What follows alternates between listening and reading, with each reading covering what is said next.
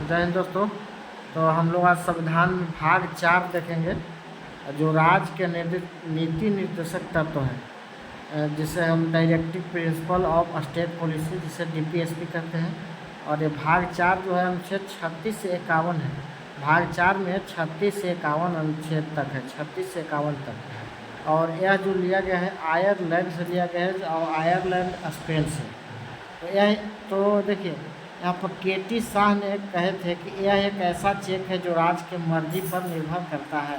तो देश के नीति निर्देशक तत्व को केटी शाह ने कहे कि यह एक ऐसा चेक है जो राज्य की मर्जी पर निर्भर करता है। अब आते हैं, देखिए यहाँ पे दिया है मौलिक अधिकार। मौलिक अधिकार और नीति निर्देशक तत्व, अब दोनों में हम डिफरेंस देखेंगे। तो मौलिक अधिकार भाग 3 में है, जबकि नीति निर्देशक तत्व भाग 4 में है।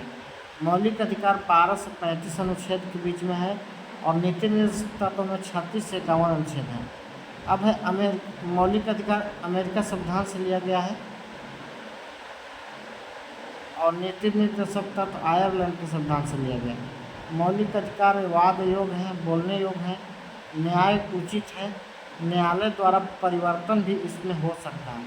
लेकिन नीति निर्देशक तत्व में बोलने योग्य कुछ बात नहीं है, न्याय उचित इसमें नहीं है, न्यायालय द्वारा इसमें परिवर्तन नहीं होता, न्यायालय इसको परिवर्तन नहीं कर सकता।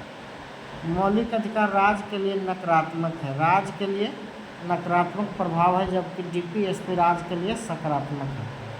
जन्म से ही प्राप्त होता है मौलिक अधिकार, जबकि डीपीएसपी कानूनी रूप से मान्यता मिलने के बाद प्राप्त होता है। और जब मौलिक अधिकार का हनन होगा तो हम सुप्रीम कोर्ट आर्टिकल 32 और हाई कोर्ट आर्टिकल 226 के अनुसार हम जा सकते हैं न्यायालय में। लेकिन जब डीपीएसपी का अगर हनन होगा तो नहीं हम सुप्रीम कोर्ट जा सकते और ना ही हाई कोर्ट जा सकते हैं। तो इस तरह इसी के कारण डीपीएसपी राज्य के लिए सकारात्मक है, जबकि मौलिक अधिकार राज्य के लिए नकारात्मक है। नेक्स्ट देखेंगे अनुच्छेद 36 अनुच्छेद है राज्य की परिभाषा। किसी भी राज्य का जो परिभाषा राज्य के बारे में बताता है वो अनुच्छेद 36 बताता है।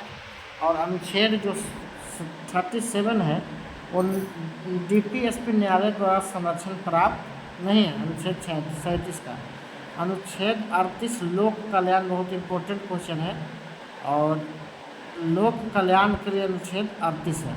अनुच्छेद 39 भी इम्पोर्टेंट है, 39 का डी जो है समान कार्य के लिए समान वेतन है, ये इम्पोर्टेंट है। ये क्वेश्चन भी रेलवे में पूछता रहता है ऐसा क्वेश्चन। और ये है 39 का ए, जो निःशुल्क विधि सहायता 42वां संविधान संशोधन 1976 के द्वारा लिया गया है। अनुच्छेद 40 ग्राम पंचायत का गठन, ये भी क्वेश्चन इम्पोर्टेंट है। पंचायती राज का गठन करने वाला जो पहला राज्य था वो राजस्थान था, और जिसमें जिला था नागौर। 2 अक्टूबर 1959 को प्रथम बार पंचायती राज बना। और दूसरा राज्य था आंध्र प्रदेश, जो पूरे राज्य में लागू हो गया। आंध्र प्रदेश के बाद पंचायती राज को कानूनी मान्यता मिला है। 73वां संविधान संशोधन 1992 से विधेयक लाया गया, और 73वां संविधान संशोधन 1993 में पंचायती राज का अधिनियम लाया गया। 24 अप्रैल 1993 को पंचायती राज दिवस हम 24 अप्रैल को मनाते हैं, पंचायती राज दिवस। केंद्र शासित प्रदेश दिल्ली है। पंचायती राज अभी तक कहाँ लागू नहीं है, तो केंद्र शासित प्रदेश दिल्ली में लागू नहीं है, नागालैंड में नहीं है, मिजोरम में नहीं है, मेघालय में। राज्य में 3 राज्य में नहीं है। इसको हम ऐसे भी ट्रिक याद कर सकते हैं, इंग्लिश वर्ड से NMM या नामीमे। इस राज्य में पंचायती राज अभी लागू नहीं हुआ है, और केंद्र शासित में दिल्ली में अभी लागू नहीं हुआ। तो यह भी इम्पोर्टेंट क्वेश्चन है। नेक्स्ट देखेंगे पंचायती राज क्या है इसके बारे में। तो अनुसूची 11 कहता है 73वां संविधान संशोधन 1993 के द्वारा पंचायती राज को व्याख्या किया गया है इसमें। और पंचायती राज में 29 विषय हैं, 9 भाग हैं और अनुच्छेद 243 है, 243 ए से ओ तक अनुच्छेद है इसमें। भाग 9 के क में नगर पालिका है, नगर पालिका भाग 9 के क में है जो 243 पी से 243 जेड जी तक है। भाग 9 के ख में सहकारिता है जिसमें अनुच्छेद 243 जेड से 243 जेड टी के बीच में है। अब आते हैं अनुच्छेद 41। तो कुछ दशा में सरकारी सहायता, काम, शिक्षा, लोक सहायता, वृद्धा पेंशन, विधवा पेंशन, विकलांग पेंशन, इंदिरा आवास, बेरोजगारी भत्ता, मनरेगा, ये भी जितना भी है इसको हम ज़बरदस्ती न्यायालय के द्वारा सरकार से नहीं मांग सकते। अगर सरकार का मन है तो ये सब सहायता दे सकता है, क्योंकि डीपीएसपी शुरू में बताए हैं कि डीपीएसपी राज्य के हित में है, क्योंकि राज्य चाहेगी तो आपको दे सकती है, नहीं चाहेगी तो आपको नहीं दे सकती है। तो ये राज्य के निर्भर करेगा। आप न सुप्रीम कोर्ट जा सकते हैं न हाई कोर्ट जा सकते हैं कि हमको वृद्धा पेंशन नहीं मिलता, विधवा पेंशन नहीं मिलता, बेरोजगारी भत्ता। तो ये इस इम्पोर्टेंट कुछ यहाँ पर पॉइंट है।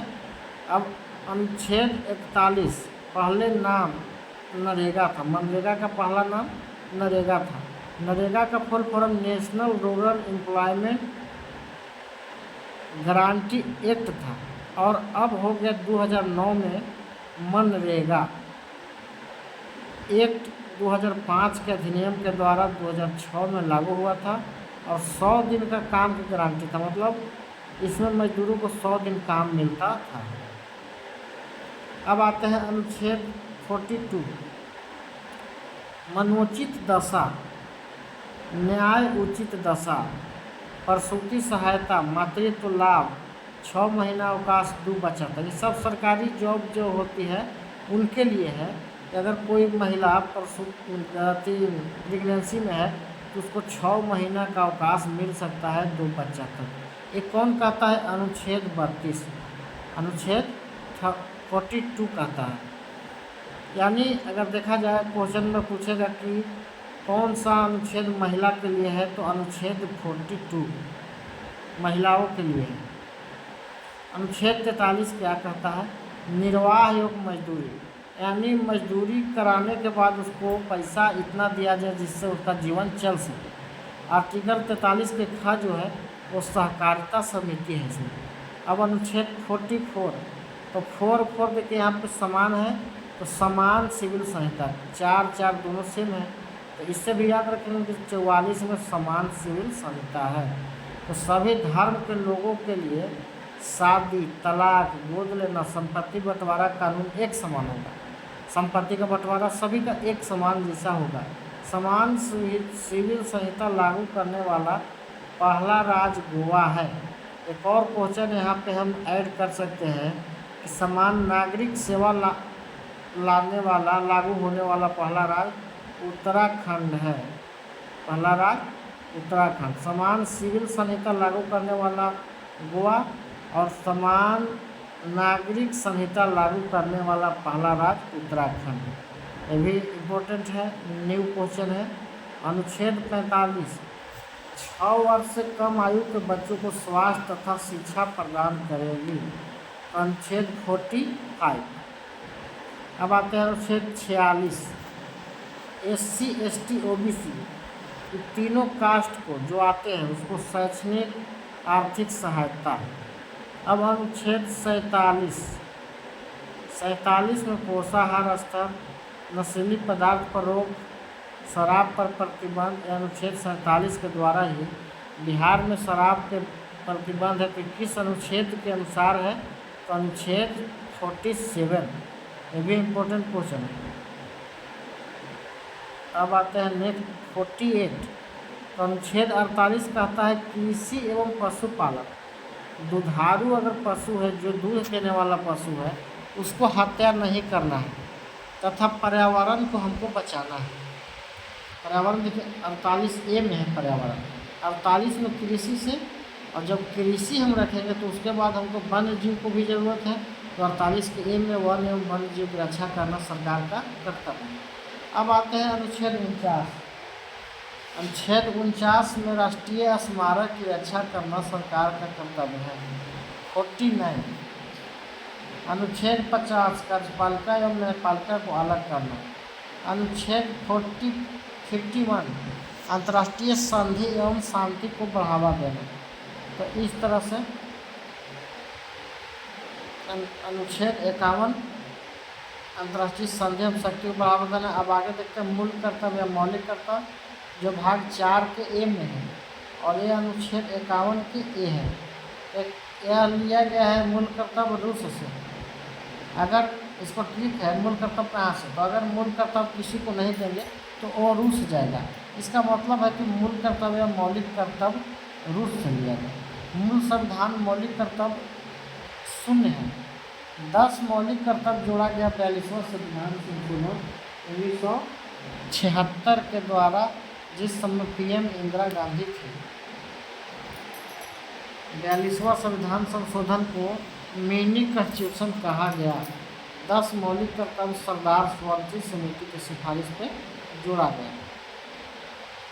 वर्तमान में मौलिक कर्तव्य कितना है? 11 है।